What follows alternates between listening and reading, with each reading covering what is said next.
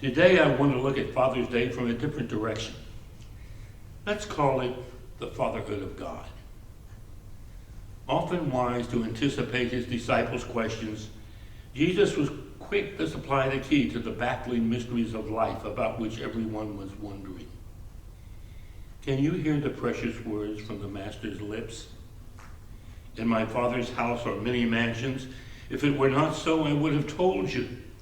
I go to prepare a place for you, that where I am, you may be also. He that hath seen me hath seen the Father. Can you hear the last precious words from the Master's lips? Father, into thy hands I commend my spirit. How many of us today join a Christian church, and after serving a short discipleship, we find that our omnipotent Father does not intervene in our lives, but leaves us with the towering task of building a Christian life? I find it interesting. I cannot remember ever calling my dad by the name my father. Everyone else that knew him and me, they called and referred to him as my father, being me, but not me.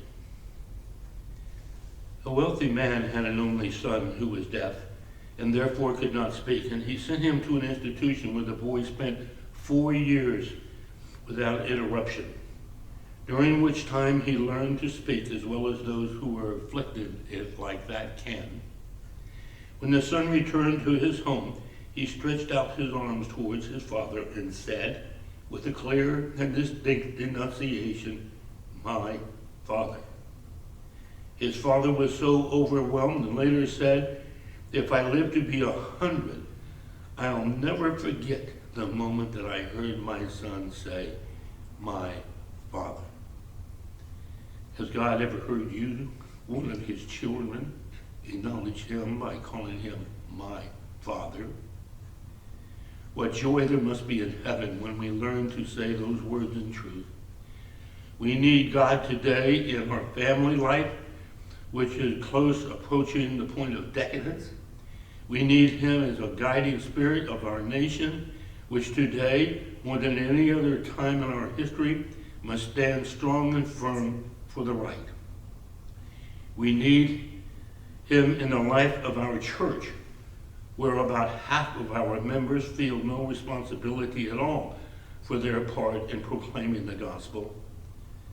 Our Father has prepared for us the church, but how often do we neglect his church for any flimsy excuse? Be not deceived. God is not mocked. He does not hear your excuses. He sees your heart. He sees you as you flee his sight to do other things. Can you hear the cry of a person who has reached the proper relationship with God the Father? Yea, though I walk through the valley of the shadow of death, I will fear no evil, for thou art with me. And the responsive cry from the heavens above, thou art my beloved Son, in whom I am well pleased. God the Father is waiting to take our hand and help us pass through this world. Let us pray that we will take God the Father's hand and call him our